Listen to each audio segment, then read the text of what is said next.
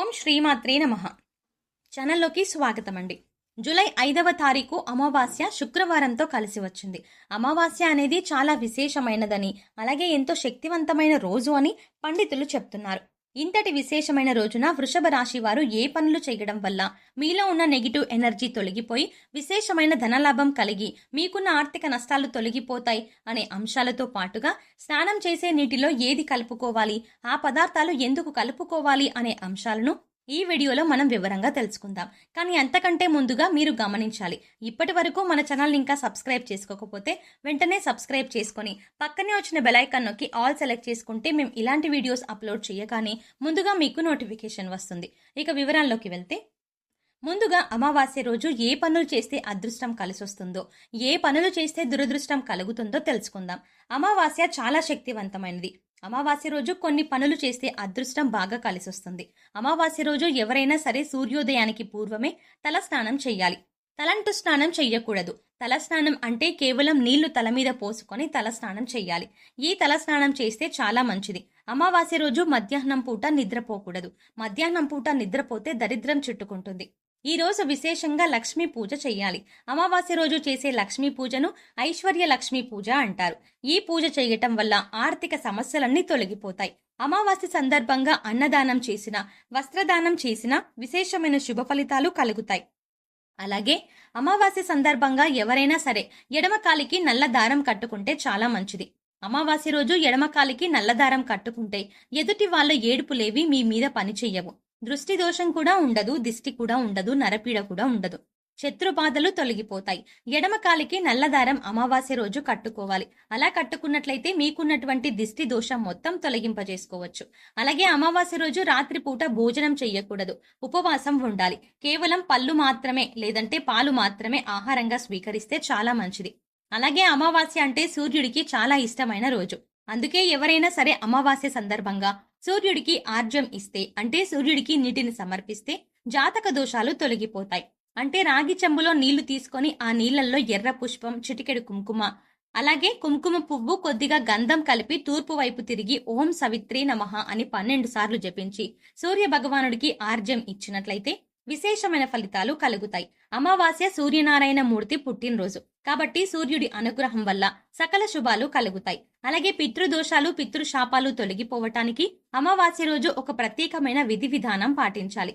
మీకు దగ్గరలో రావి చెట్టు ఉన్నట్లయితే రావి చెట్టు దగ్గరికి వెళ్లి రావి చెట్టు మొదట్లో ఆవాల నూనె అంటే మస్టర్డ్ ఆయిల్ ప్రమిదల్లో వేసి 8 ఒత్తులు విడిగా వేసి దీపాన్ని వెలిగించాలి. అమావాస్య రోజు ఎవరైతే రావి చెట్టు దగ్గర ఆవాల నూనె దీపం పెడతారో వాళ్లకున్నటువంటి పితృదోషాలు, పితృశాపాలు అన్నీ తొలగిపోతాయి.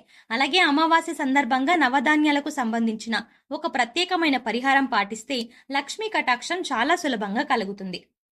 నవధాన్యాలు అమావాస్య రోజు నానబెట్టిన వాటిని లక్ష్మీదేవికి నైవేద్యంగా సమర్పించి ఆ తర్వాత ఆ నవధాన్యాలు ఎక్కడైనా పరిశుభ్రమైన ప్రదేశంలో చల్లాలి. కొన్ని రోజుల తర్వాత ఆ నవధాన్యాలకు మొలకలు వచ్చాక ఆ మొలకలు వచ్చిన నవధాన్యాలు గోవుకి ఆహారంగా తినిపించాలి. అమావాస్య రోజు నవధాన్యాల పరిహారం పాటించడం ద్వారా ఆర్థిక ఇబ్బందుల నుంచి సులభంగా బయటపడవచ్చు. అమావాస్య సందర్భంగా ఈ ప్రత్యేకమైన విధి విధానాలు పాటించండి. అమావాస్య రోజు కామ్యకర్మలేవి చెయ్యకూడదు. అంటే కోరిక కోరుకొని చేసేటువంటి కార్యక్రమాలు ఏవి కూడా చెయ్యకూడదు. ప్రధానంగా దానాలు చేయటం, నువ్వుల నీళ్లలో వేసి దక్షిణ దిక్కుకు తిరిగి పితృదేవతలకు తర్పణాలు ఇవ్వడం, ఇలాంటివి చేస్తే పితృదోషాలు తొలగిపోతాయి. అలాగే అమావాస్య రోజు అద్భుతమైన శుభ ఫలితాలు సిద్ధింపజేసుకోవచ్చు.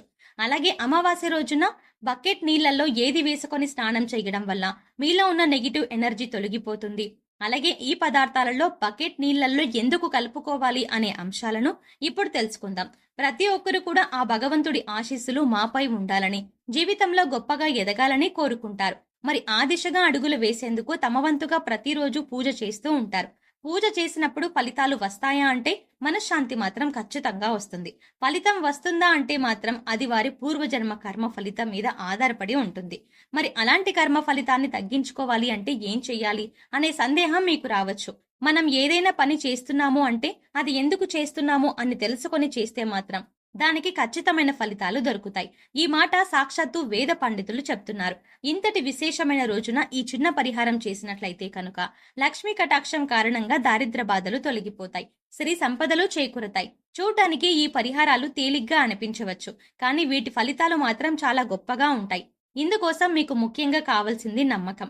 అలాగే ఈ పరిహారం మనకి పని చేస్తుంది, కష్టాల నుంచి బయట పడేస్తుంది అనే విశ్వాసం. పరిహారంలో భాగంగా ముందు స్నానం చేసే నీటిలో ఏమేమి కలుపుకుంటే మీకు లక్ష్మీదేవి అనుగ్రహంతో సిరి సంపదలు పొందుతారో చూద్దాం. అంతేకాదు వాటిని ఎందుకు కలుపుకోవాలి అనే విషయాన్ని కూడా తెలుసుకుందాం. ఈ సృష్టిలో ప్రతి ఒక్క పదార్థానికి కూడా ఒక ప్రత్యేకత ఉంటుంది. అంతేకాదు మనం కనుక మనసులో బలంగా సంకల్పించుకుంటే ఆ పదార్థంలో ఉన్న గుణం ప్రత్యేకమైన పదార్థాలతో చేర్చి ఉపయోగించడం వల్ల మన సంకల్పాన్ని భగవంతునికి చేరవేస్తుంది. కానీ ఈ పరిహారాలు తేలిగ్గా ఉన్నాయి కదా చేసేద్దాం అని చేసేయడం కాదు, మనస్ఫూర్తిగా నమ్మి చెయ్యాలి. అప్పుడే మీకు సత్ఫలితాలు వస్తాయి.